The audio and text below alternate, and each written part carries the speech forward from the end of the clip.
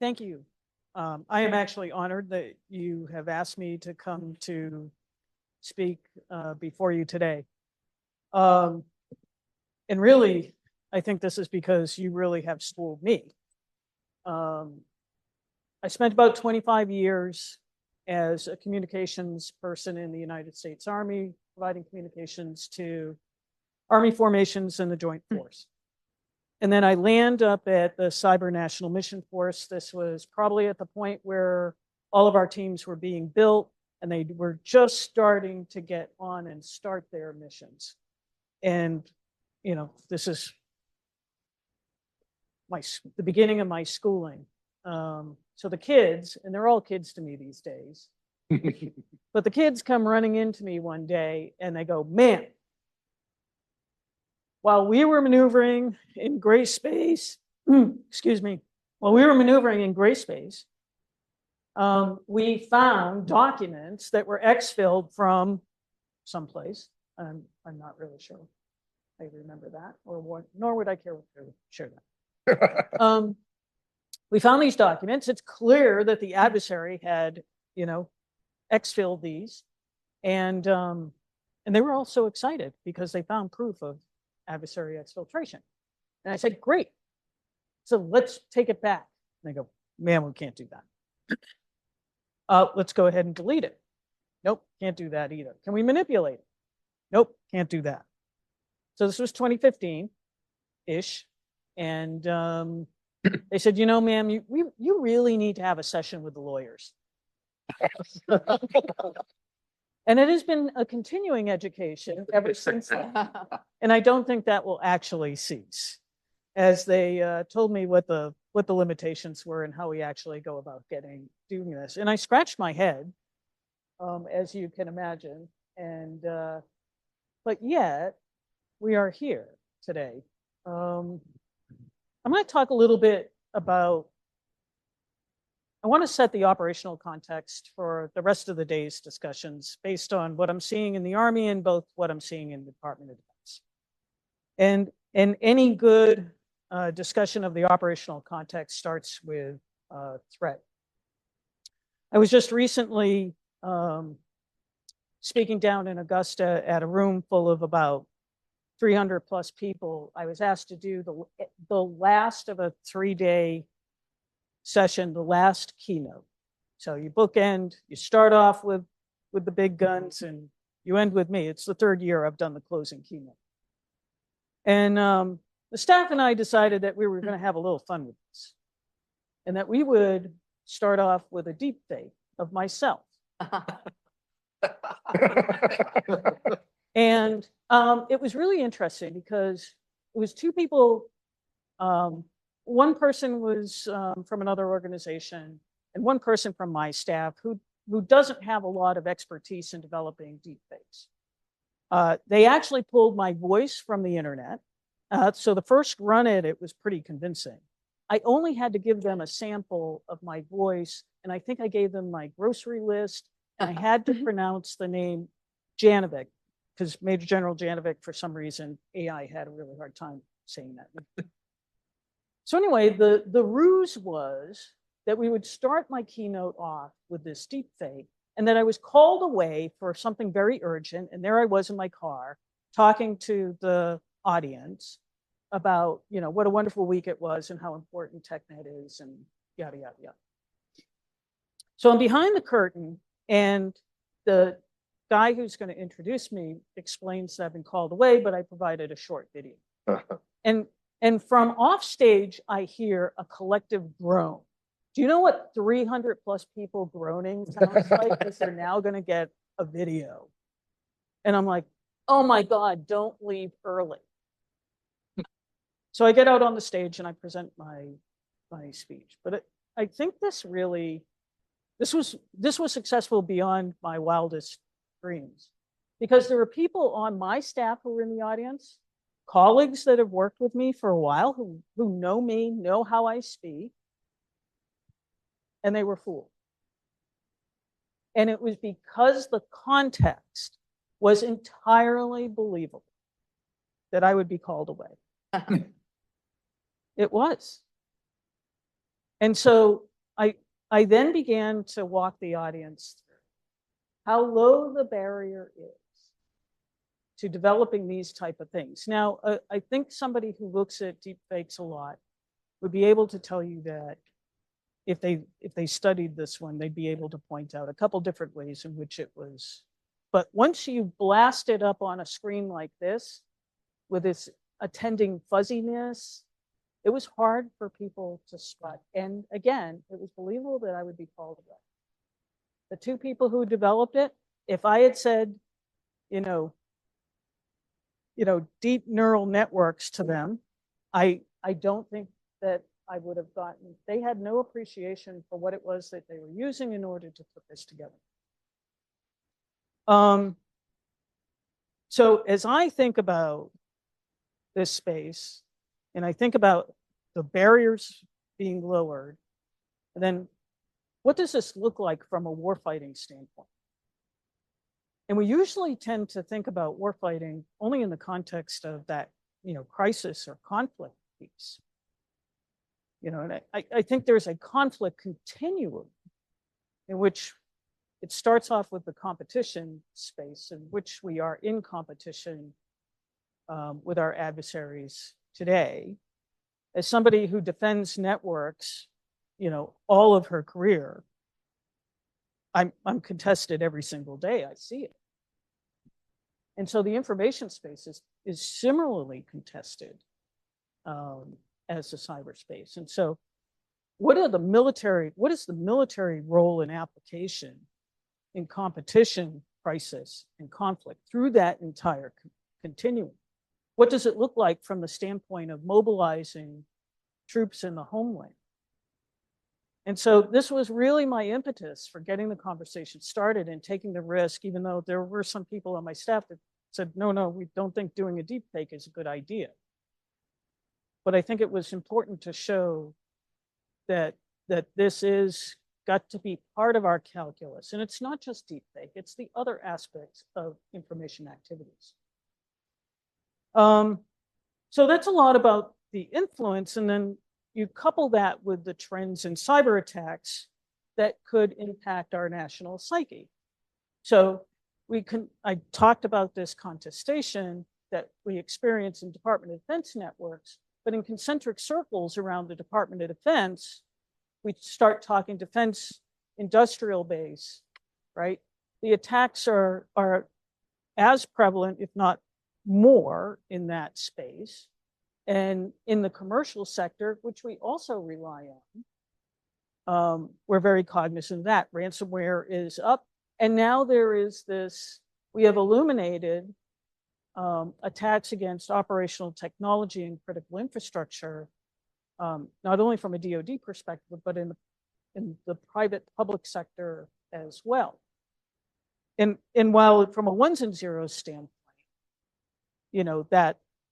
that alarms you, there is this aspect of the cognitive effect of, why are you in my water plant?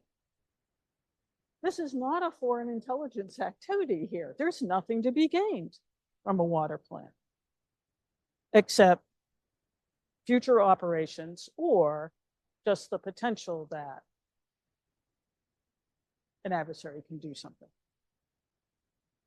We spent a lot of time over the last year thinking heavily about PRC Volt Typhoon and their ability to embed for long periods of time undetected, and the fact that they have gone into infrastructure that clearly looks like repositioning. And then lastly, I'm going to come back to the AI piece of whether we're talking about deep fakes or whether we're talking about other malign influence operations, or we're looking about how it might accelerate cyberspace operations for the threat. The poisoning of AI systems with false information to skew the outputs. These are all things that we are now grappling with. As new tech continually comes on board, we think about how is it that we can use it, but we are very cognizant about thinking from a red teaming standpoint, how might it be used against us? How do we protect our capabilities? And then lastly, we already, and you mentioned you did a session on Ukraine, you know, I think for probably since the Army, at least, from my perspective, has been beginning to really think about what the battlefield of the future looks like and building toward this.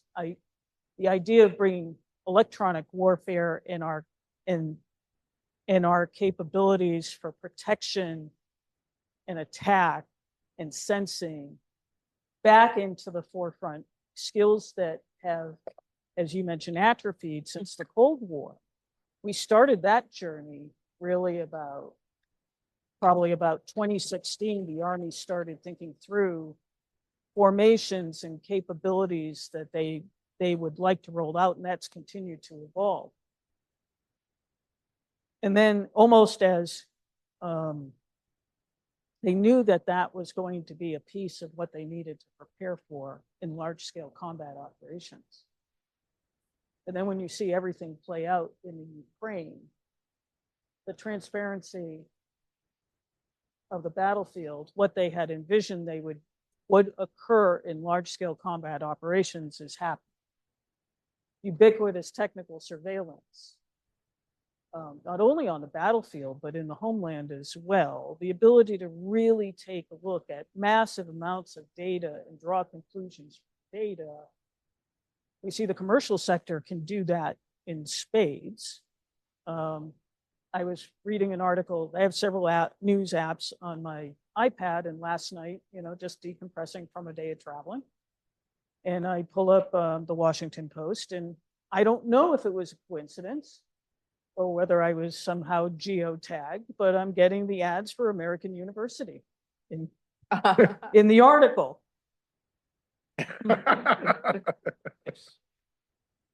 Right. I could have used a shoe analogy, because usually when I go and I look for shoes, I start getting feeds for that, but I did not find shoe advertisements in the Washington Post. But this is, I think, that if there are things to be discovered about personas, or there is if you can wrangle the data, the ones and zeros of the data, it is not just about having an effect from a cyber standpoint, but how would you use that information to further develop your target in other ways? So, and I do, as we kind of round out this piece on the threat, actually, and I have control of the slides, and I have not been advancing. There we go. Everything I just talked about. This is the stated doctrine, of our competitors. Gary, you mentioned looking at Russia. Certainly the PLA strategy for political and information non-kinetic warfare is there. And the fact that, going back to this piece about competition, they are doing it below the threshold of conflict. That is the reality that we grapple with. And so I think this means that we're going to continually have to adapt our approach to how we're dealing with this. And in fact, our capacity for adaptation is actually pretty good. If I were to think back to 2015, at Cyber Command, we were faced with, the terrible effects of what ISIS was doing, not only in Southwest Asia, but around the globe. And as tragic as all of that was, there is a little bit, never let a crisis go to waste. It did provide a certain impetus for us to really focus on this particular threat from a cyber perspective. Cyber Command stood up a JTF called JTF Ares. Some of you might be familiar with that.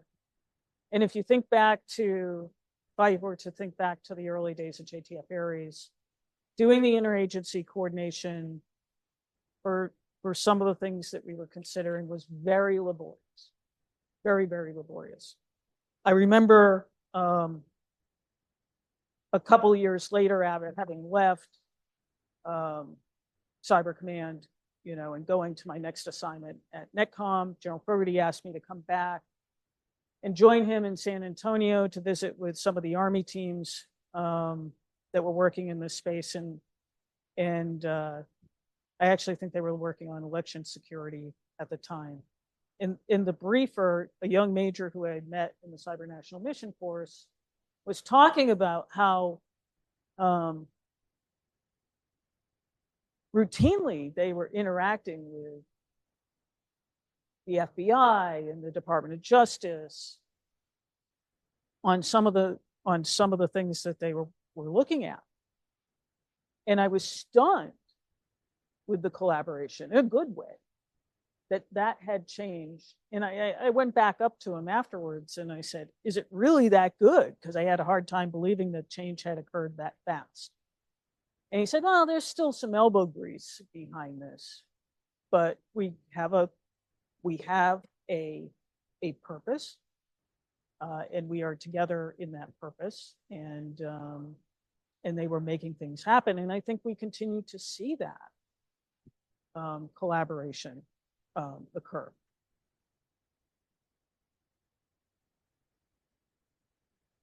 We've seen quite a bit of change on the policy side as well.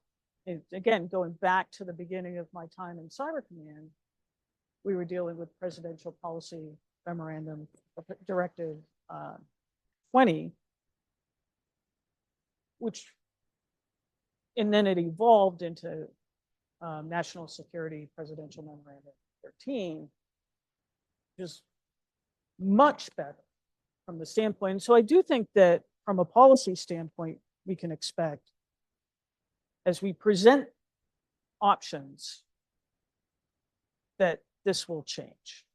I'm not going to tell you it's going to be entirely smooth, but if we're not presenting options to leaders that expand upon the limits that have been prescribed, you should not expect corresponding policy change.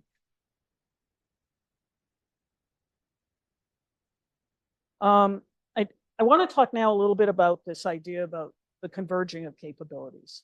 If you're in the military more than a couple of decades, then you know that combined arms warfare was kind of a big deal, air-land battle, that we're going to put these things together and we're actually going to create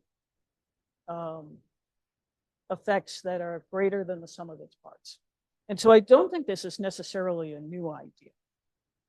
I do think that when we're talking about convergence, this convergence, I always hear this discussed in the convergence of domains.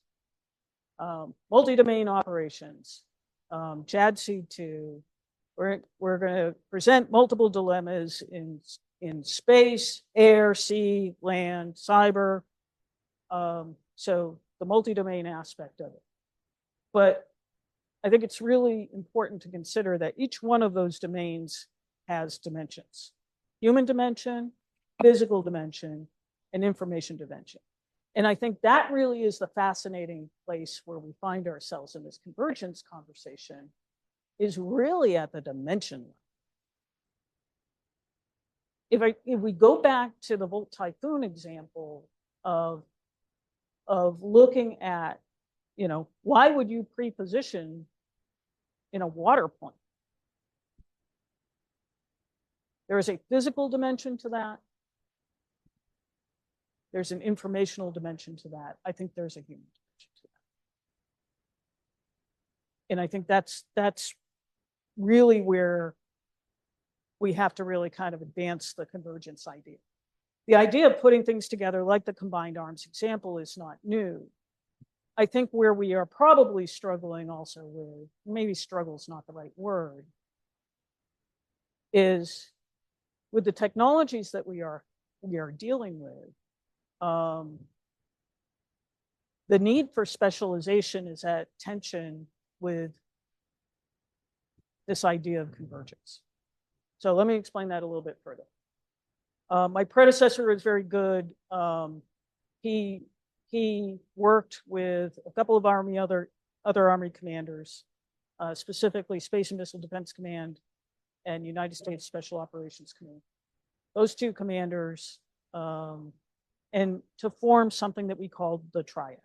Not the nuclear triad, but a triad of space, cyber, and special operations. What could we do together that might be greater than the sum of our parts?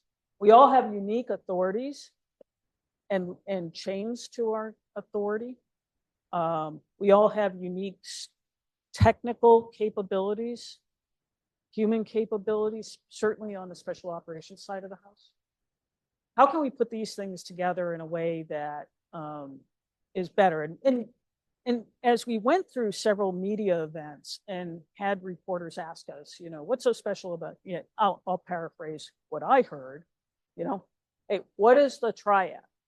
And I would very often explain, when you're looking at a combatant command that is probably 1 deep or 2 deep in their space specialist, their cyber people, they do have perhaps some people who have special, some PSYOPs background on the staff, but most of those folks are actually forward and down range. And so the depth of experience to know what are all the plethora of capabilities that are at their disposal, and then putting them all in the room to come up with a way that you might pair these capabilities. Maybe it's just soft and space. Maybe it's space and cyber. Maybe it's cyber and soft. Maybe it's all three of us together at the party. Do we think that the depth on the combatant command staff was sufficient to really integrate these types of capabilities? And so we approached it from the standpoint of, we're not going to converge our organizations, because the specialization required in each one of our organizations was significant. But let's figure out a framework by which we can understand what our capabilities are and purposely lean into those and say, what is in the realm of the possible? And not leave it to chance, not leave it to a COCOM planner to have a brilliant idea about how you put all these things together. Nothing against COCOM planners. And that really was the big idea. And I think this is where we are now with, how do you tap into organizations that have that type of special skill or specialization as part of the convergence? How do we do, and then when we do bring something together, how do we present that from an authority standpoint? Because we are going to tap into, I'm going to tap into cyber command's authorities, right?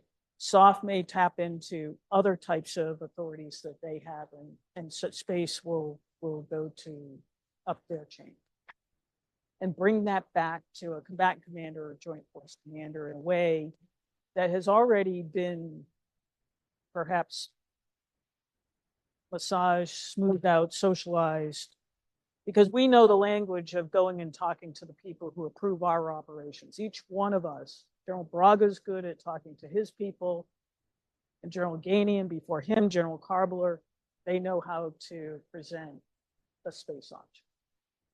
And so when we do this together, we are better than the sum of our parts. I very frequently have to give classes to either the Joint Force Land Component Commanders course or some senior Army courses.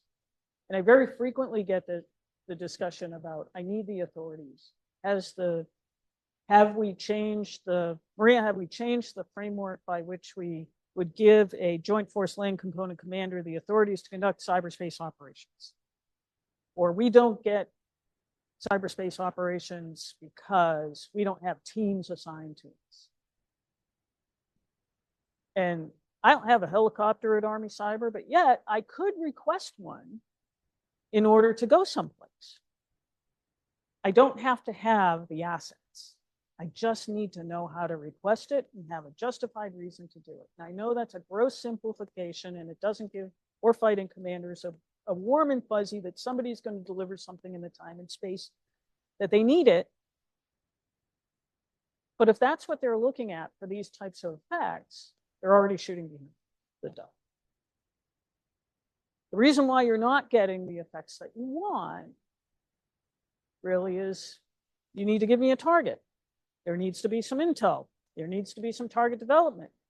And then it has to rise high enough on the JPITL, the prioritized targeting list in the command, to put some assets against it. And unless you are creating that demand signal, you can have the authorities, but you still have a lot of work to do in order to generate the effect. And it doesn't matter whether we're talking about a space-based effect, a cyber effect, or an influence operation.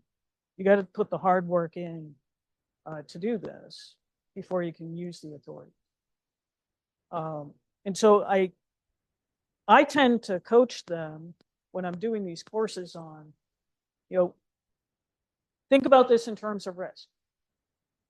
Who owns the risk of a cyberspace operation? Cybercom commander does, right? Especially if it's using a platform and tools. Who owns the risk in an influence operation? Well, in large part, that's a combatant commander, but there is also a piece of this that belongs to the State Department. And therefore, the combatant commander needs to remain cognizant of retaining his or her authorities to do something as they consider whether or not they're going to do that influence operation. And we can continue to do that. So who is owning the risk? In some cases, it might be a combination of risk. That is part the person who holds the authority, but if there is a capability that is involved in that, then there's a smaller subset of risk. It isn't the primary risk holder, where you want me to deliver some sort of precision messaging, but you want to use a capability that I have. And so there are two sets of risk to be thought of. I actually think from my perspective, and this is what I tell them in the class, that this actually can go for people who understand it and know how to integrate these effects. This actually is kind of normal for us. But I think this belies the tension that we're going to continue to feel for a while in the convergence area, especially with the non-kinetic effects, is do we have sufficient people who understand how to combine these things and integrate them into a scheme of maneuver at the combatant command or in Army formations? And so let me use this as an opportunity to kind of talk a little bit about what we're doing in that area, at least from an Army perspective. So today, we train cyber and electronic warfare officers together because there's a natural synergy between those two areas. They also get some minimal influence operations planning training as well. And so in the schoolhouse, there is convergence. We have expeditionary cyber and electromagnetic spectrum teams, or SEMA teams, that have within them cyber, psyops, intel, electronic warfare, all part of an IO, all part of their formation, to go out to the theaters and augment them and conduct, really true kind of the ability to do converged operations. The multi-domain task forces that the Army has, they've got 3 fielded so far, and we'll go to 5 in the next few years. That also brings not only all domain, but within that organization, there is a section that it has capabilities in space and cyber, electronic warfare. They're bringing those together as well. And then recently, the Army developed a concept for a theater information advantage detachment that also brings very similar capabilities together, and probably is more from the standpoint of really looking at how do we integrate these non-kinetic capabilities into operational planning? And so I think they will both be able to take a look at what are the opportunities in the competition phase. If there are not necessarily overt actions in that space, then I would say at a minimum, you need to understand this space in the competition phase in a way that, when it is time, when you are ready to do operations and you need to be presenting options, that you understand what you're getting into. This is not an area where you can just jump into it and be an expert in a particular region and how to influence the behavior of your adversary if you haven't been in that space already.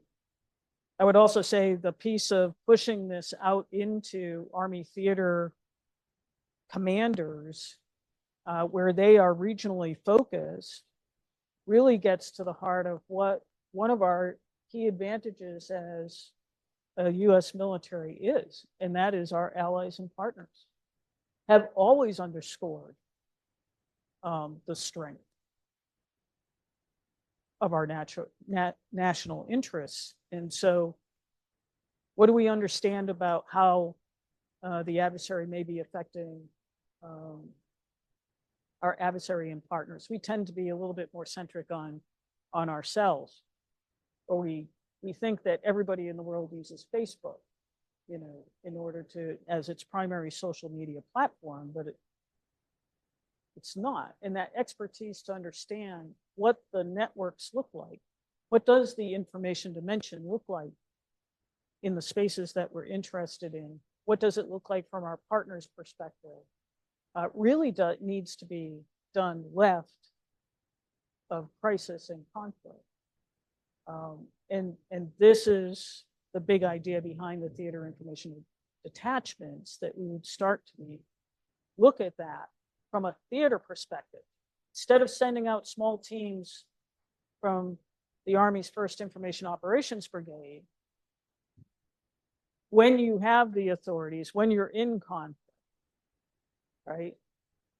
Here we are making an investment in the left of conflict space to enable commanders to better be aware, understand, decide, act, present options that might be appropriate at the particular time.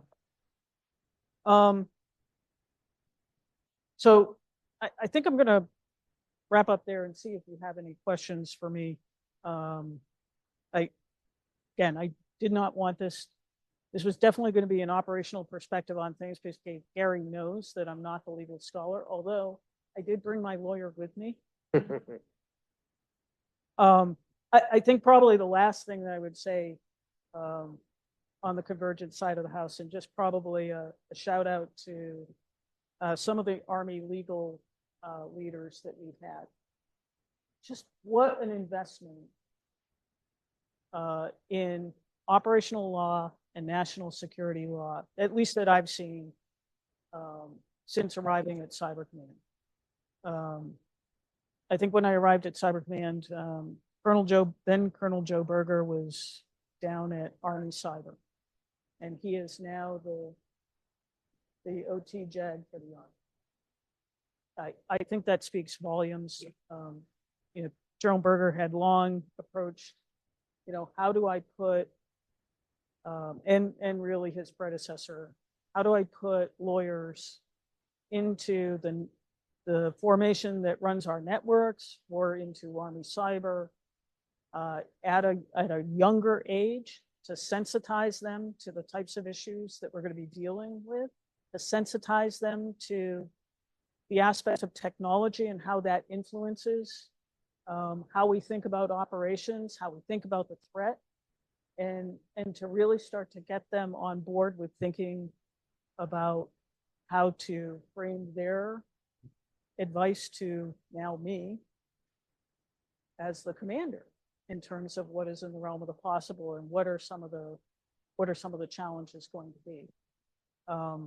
I think that investment is noteworthy, especially to this audience.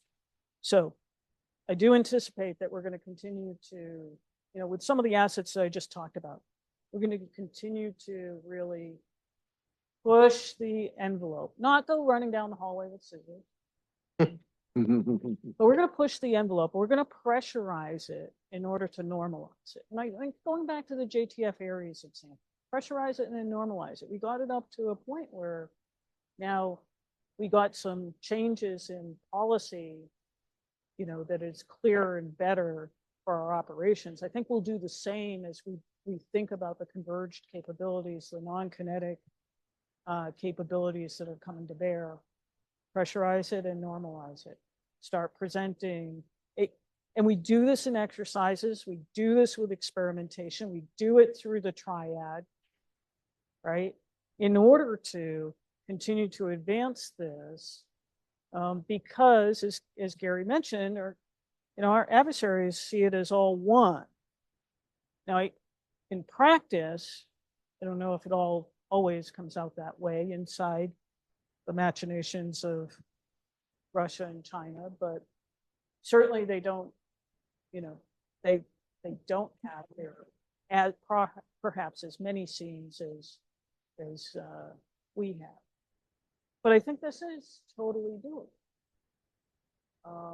And again, there are use cases that we have where we are able to overcome the inertia of interagency or interservice or intercapability, interdomain challenges. It is not without some deliberateness, though, if you're not going to put formations in there that are dedicated to doing that type of integration and have the background to do it, it's not going to happen. And you won't have a lawyer that's steeped in what the hell you're talking about. Okay, that's probably a good area. All right.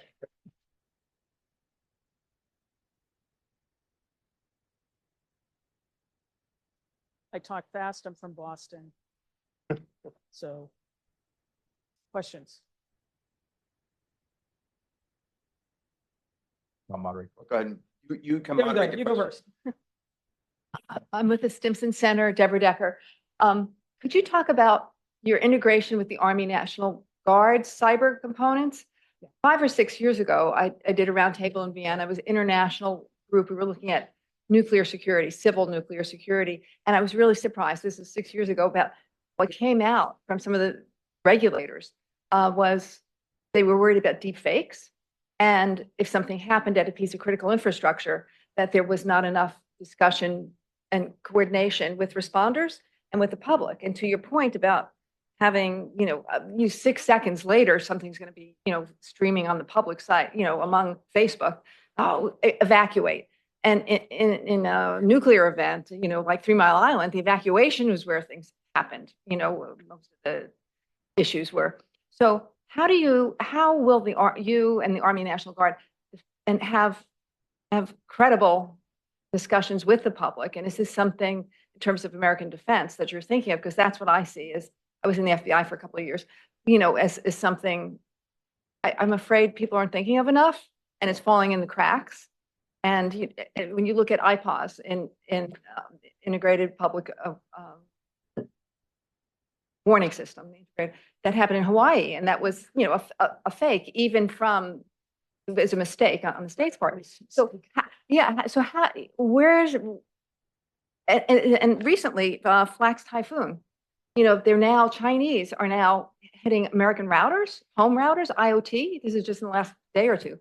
So clearly, it's not only that Chinese or Russians are in our critical infrastructure, they're also affecting us as people and potentially causing disruption. So what's the role of the Army in defending us, perhaps through the National Guard, which of course is a state until it reaches a certain, and here we're talking legal thresholds. So. There's a lot to unpack. Okay. So from an Army perspective, if we start thinking, I think there are probably going to be several things. First, as I see things happen in the network and I learn things, and my analysts and my intel professionals see things, we are providing that backup. I would say probably in my time period of working in Cyber Command and working primarily on defensive operations when I was the Deputy J3, I think this past year, the level of crosstalk among the services is unprecedented in terms of what we were seeing, to include the Coast Guard, which gets into that critical infrastructure space. And we were sharing at a speed at which I had not seen before. Now, do we think it needs to be faster? Sure. Any day you ask me that question, I always want it faster. I want it real time. But I think it provides us the impetus to say, this is what you can do when you can share flat and fast. And sharing it with CISA and sharing it with the FBI in a way, in a deliberate way, that then they could operationalize that and make some of the cybersecurity advisory releases that they were doing, share it with partners. You know, we have great partners overseas that were also taking a look at this problem set. So that ability to share with partners and agencies is key. I think one of the other things that you mentioned, you started off with the National Guard. A lot of capacity in the National Guard. And also, what we haven't really, they are doing a lot of good things in each one of their states to make more resilient critical infrastructure in their states. What I've talked about with them is, how do we take that to the next level so that we know that at a time when something may happen, I know who to call to say, hey, by the way, have you ever been to the water plant in pick a state? That I can call and say, hey, have your CPTs ever been to one of these locations? What did they find? What was the resiliency level? You know, what, and really share that at a speed of an operation. And I think that's the next step that we need to take. And then the third thing probably is NORTHCOM. So the Homeland Defense Mission of NORTHCOM, and really that's a Cyber Command NORTHCOM engagement to say, you know, when something does occur, right? How is it, and what is, more importantly, what is it that we're really going to respond to, and with what resources? Not every home router that is compromised is something that we as an Army should respond to. Matter of fact, I would probably say zero of them. It is appropriate for us to respond to. It's good for us to know that that is happening. But I think that then drives Jen Easterly and the CISA team to start getting out there and saying, hey, you know, stop allowing default passwords, you know, make industry, make users change passwords, make users do multi-factor authentication, make users, some of the most common things. And what you're seeing from CISA is really pushing on industry now to kind of raise the bar based on what the collective cyber community interagency is doing. The secure by design, the initial release of some of the things that were being recommended in secure by design, again, messaging to industry, hey, start building your stuff better. I think was slow clap for me, right? Because, and that's a good thing. Sorry, had to explain that. Because we need their help, really, in making this better. And so I'm seeing some really positive movement there. And I got to tell you, one of my frustrations is you would no more send a soldier outside of a fob with faulty armor, personal body armor, right? You would not send them outside of the fob on a mission knowing that it's faulty. But if I do some analysis on devices that operate at our boundary and find that some of them over the last 2 years are more susceptible than others to zero-day exploits. And then you start digging into that, and you start digging into why would they be more susceptible to those exploits. And somebody, if you got a smart coder on your team like I do, and they go, well, it's probably because blah, blah, blah, blah, blah, blah, blah. This is how it's architected. Again, I'm going to have my flashback to, get rid of that document that was just exfilled, right? Let's take it off the network. Well, ma'am, you don't have the authority to make that decision. It's a violation of default. I wouldn't send a soldier outside of the fob with faulty gear, but I got to keep faulty gear inside my network. Ugh. Don't tell anyone I took it off the network. Right. I took it off the network, at least for a time being, until I can be assured that it's safe. So anyway, I ran. I hope that answered your question. It probably generated like 5 more. Sure. I would like to turn us from the domestic focus to the international focus. You seem to be presenting a fairly optimistic, hopeful view about what's going on with convergence and intergovernmental cooperation, et cetera. I'm wondering if you could talk more about the work with our allies and partners and how you would rate that. Are we in the right place? Are we getting to the right place? Are we even moving the right direction? You talked about the theater information detachments. Is that the right step to take? Where is it we're shortfalling on CNMF, people working with outside influences, particularly in the world of persistent engagement and defend forward, et cetera?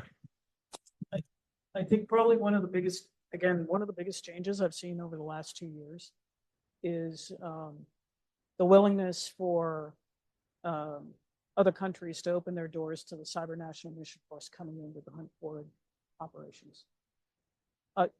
Just major sea change. And I would say, if you would ask me, what was the receptivity to HFOs prior to Ukraine and then following Ukraine? Significant change. So high demand now. I just ask on that, or is that information then being disseminated? I mean, what we've done in Ukraine with Ukraine, is that being disseminated to other partners and allies in an advertising sort of environment? Like, look here, we can help you in the same way. Yeah, I think they saw it. I think, and it wasn't just the CNMF, but it was also the private sector. It's in open source what private sector entities did in order to prepare the government of Ukraine. It was probably discussed at last year's forum. And that all led to, the resiliency. Was it perfect? But certainly they were a hell of a lot more resilient to what was coming at them than prior to all of that engagement. What I think is probably what's really better is not when we sell ourselves. It's when partners see other partners doing this and go, maybe I should do this too. And I think that actually has been evident. And I think when you're in the combatant commands, and I would say, like in CENTCOM, we facilitate a regional cyber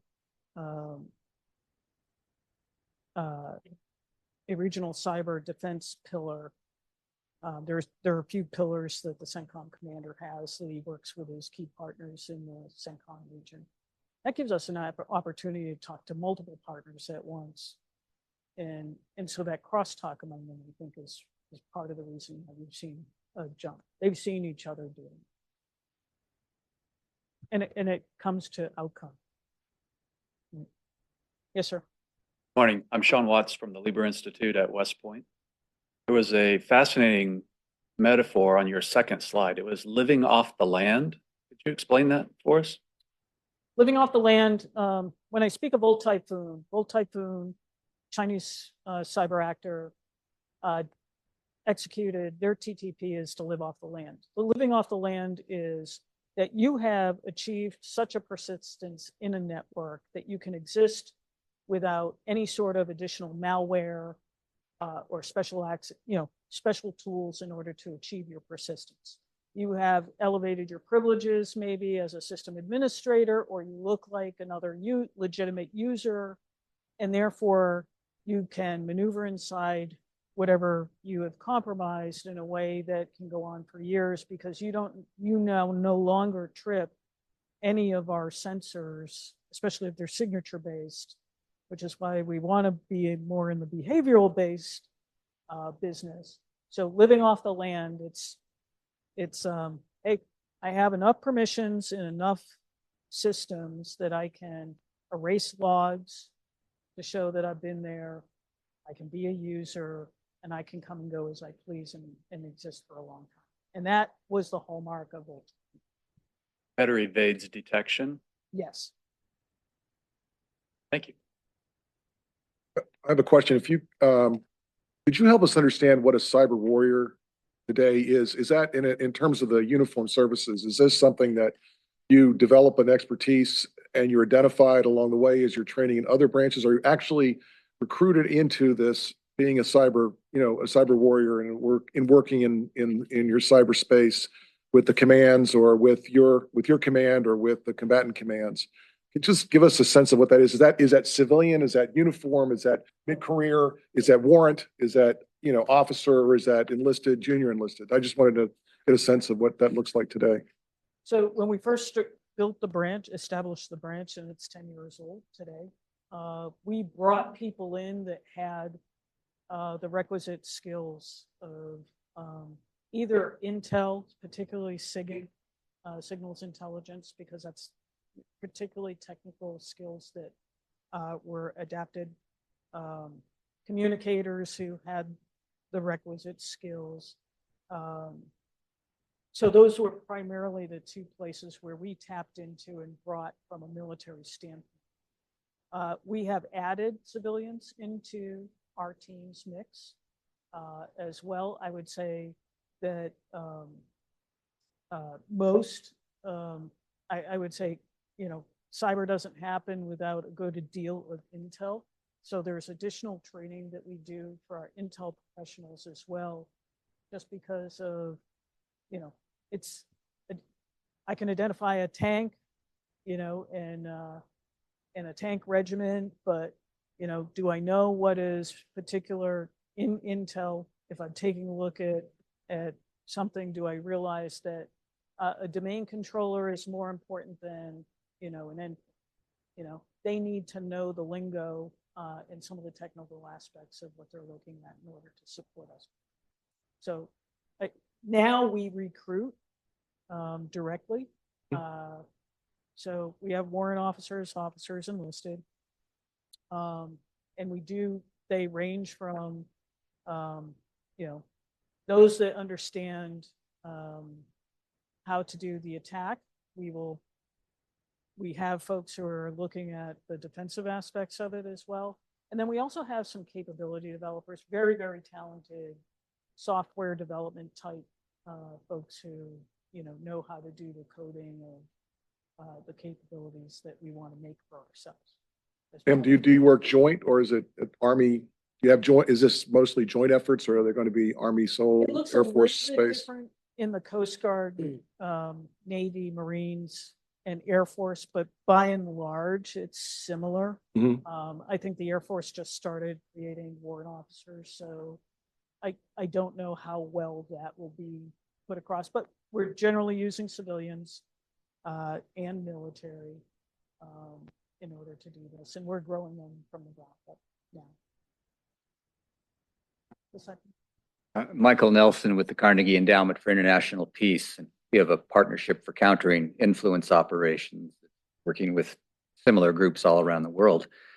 I was just in Taiwan last week, and we met with a number of the groups that are trying to counter all the disinformation coming across the Taiwan Strait from what they call the big bully next door. I want to shift the focus from what you're focusing on, which is DoD, obviously what you're here for, and look at the bigger, broader vision of how can we mobilize hundreds of thousands of individuals, sort of a neighborhood watch, to counter this?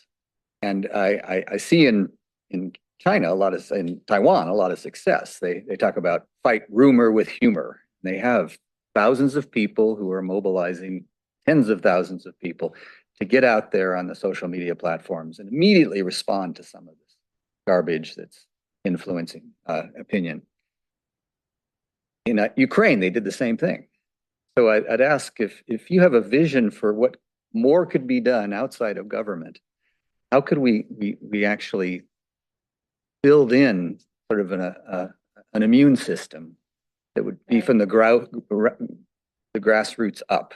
And to make it even harder, how would you counter a situation where senators, congressmen, presidential candidates are actually broadcasting Kremlin talking points? Oh, this will be the easiest question. I think your point about resiliency is pretty important. I kind of looked at me personally looking at the messages that Russia was streaming into the Ukraine. I kind of scratched my head, and I haven't spent a lot of time kind of deep diving into it because it's not my focus area is on CENTCOM, NORTHCOM, and AFRICOM. But I scratched my head and I'm like, you went with that? Because I really didn't think it was going to land. And in fact, I thought Ukraine had done a considerable amount of work to, your words, inoculate the populace to the trope of Nazism and all of it. And so I've thought about it. I've thought about it more from our own formations. You know, how is it that my own staff could be fooled by my deepfake? Right? The message was believable. I didn't throw anything out there that didn't, you know, it was obviously a greeting. Hey, welcome to TechNet. Sorry I couldn't be there. Right? In context, it all made sense. Now, had I said something that was just flagrant or mildly flagrant, would my staff have caught it and said, that doesn't sound like her? I'm not going to follow that direction. That I don't have an answer, but it is something that, you know, why I wanted to press the envelope and put the deepfake out there, because building that ability in our force to be critical thinkers when the time is, when it's right, to not be flustered by a colonial pipeline event that I still have a job to do, and this is not going to affect me, or a different message. I do think that that is going to be part of what I hope some of the resources that we're putting against this, to get commanders to think about that. I'll give you a real world example of just, you know, having watching a very unfortunate event in Hawaii regarding the water system serving the bases in Hawaii, and there was contaminants that came into the water supply. They had to displace families at Christmas time, of all times of the year, into hotels and other locations.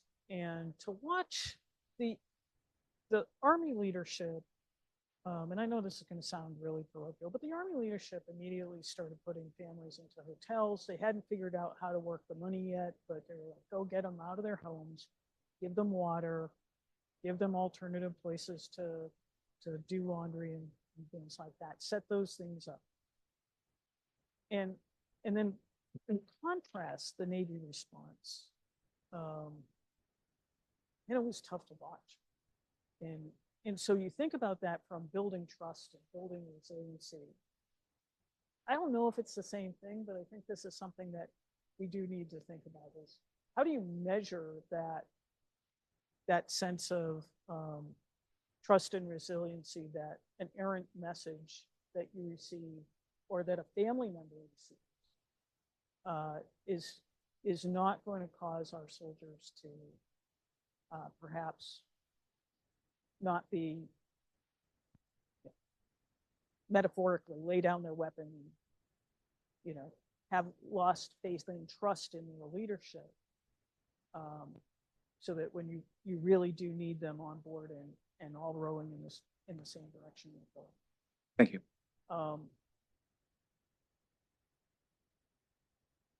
In our democracy, this is going to be very difficult to do. And I won't even get in. I was kind of hoping not to get into the First Amendment right to receive foreign malign information, but this is something that we're grappling with. Is similarly, you know, how do we wrap our heads around that? I don't have a good answer for you. Josh? Yeah, he told me to take it from an operational standpoint. But I think this is where my head is at. You know, in terms of what the challenges are. Yeah, I'll address them from a DoD and Army perspective and how this looks like from an operational perspective. And then from the larger, you know, Northcom, Homeland Defense, policy, we've got work to do. We have not reconciled this. The Taiwanese were very clear that they weren't going to try to block all this stuff coming in. They were just going to counter it. So in a way, it was jujitsu. They were turning the insanity of the accusations against the Chinese and making them look stupid. So I think your point, though, is good, that, and I think this is something that we're impressing upon leaders, is the time to be looking at this, understanding it, and understanding what works against it. You're not one and done. This is a long game of consistency, persistence in your response, and assessing whether or not it's having the desired effect.